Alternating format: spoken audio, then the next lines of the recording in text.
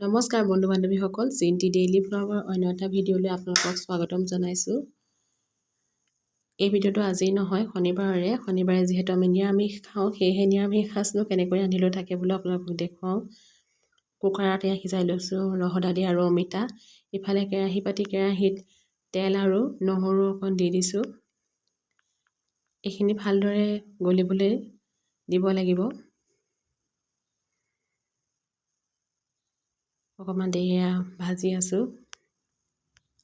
ইফালে আকৌ আন এটা কুকাৰত আলু সিজাই দিছোঁ, আলু পিটিকা এখন কৰিম বুলি। ভালদৰে পিঁয়াজখিনি গলিলে।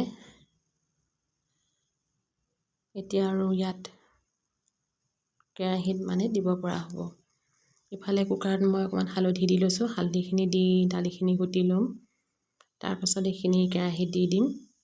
এইখিনিতে আপোনালোকক এটা কথা কওঁ যে যদি মোৰ চেনেলটো চাই আপোনালোকে ভাল পাইছে তেতিয়াহ'লে লাইক, কমেণ্ট আৰু শ্বেয়াৰ কৰিবলৈ নাপাহৰিব। আপোনালোকৰ কমেণ্টবোৰে আমাক বহুত উৎসাহ কৰে ভিডিঅ' বনোৱাত। মই কেৰাহীত দি দিলোঁ দালিখিনি মই এটা নিৰ্দিষ্ট জোখত ৰাখিছোঁ, বেছি ডাঠ আৰু বেছি পাতলো হ'বলৈ দিয়া নাই।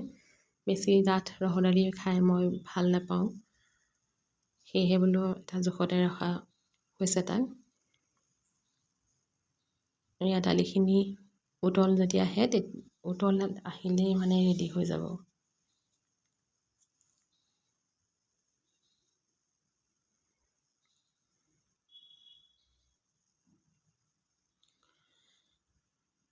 দালিখিনি লাহে লাহে উতলিবলৈ ধৰিছে। ভালদৰে আৰু এটা উতল আহিলেই দালিখিনি ৰেডি হৈ যাব। আনফালে আকৌ কাচকল কাটি লৈছিলোঁ, তাত নিমখ হালধি ধুনীয়াকৈ সানি লৈছোঁ। কেৰাহীত তেল গৰম হোৱাৰ পিছত দি দিলোঁ। এতিয়া এটা লুটি হোৱাৰ পিছত আকৌ লুটিয়াই দিছোঁ। এনেদৰে কাচকলখিনি ভাজিলে খাবলৈ ধুনীয়া লাগে।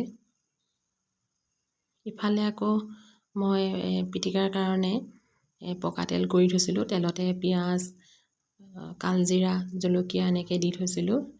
তাৰপৰা সেইখিনি কাঢ়ি থৈছিলোঁ পাত্ৰ এটাত। তাৰপাছত ধুনীয়াকৈ ভাঙি দিছোঁ, তাত নিমখ অকণ দি আলুগুটিখিনি ভালদৰে পিটিকি লৈছোঁ। এনেকৈ কৰিলে আলু পিটিকাখন খাই বহুত ভাল লাগে। আলু পিটিকাও ৰেডি হৈ গ'ল। আনফালে বেঙেনা ফ্ৰাই কৰিছিলোঁ। বেঙেনা তেল দি পিনি কম তেল দিয়া হৈছে, কম তেল দি পিনি লুটিয়াই দিছোঁ। লুটি হোৱাৰ পিছত লুটি কৰি দিছোঁ। যদিও কম যেন তেল দেখা গৈছে, ঢাকোন দি ভাজি দিলে পিছত তেলটো এৰি দিয়ে। এতিয়া আমাৰ বেঙেনা ফ্ৰাইখনো ৰেডি হৈ গ'ল। এতিয়া পাপৰো ভাজিছিলোঁ, পাপৰ ভজাটো অৱশ্যে ইয়াত দেখুওৱা হোৱা নাই। এতিয়া আমাৰ আজি নিৰামিষখন থালিখন ৰেডি হৈ গ'ল। আজি নিৰামিষত আছিলে পাপৰ ভাজি, বেঙেনা ফ্ৰাই, কাচকল ফ্ৰাই, আলু পিটিকা আৰু ঘৰৰ বাৰীৰ নেমু আৰু জলকীয়া। আজিলৈ আহোঁ। ভিডিঅ'টো ভাল পালে লাইক এটা কৰিব। ধন্যবাদ।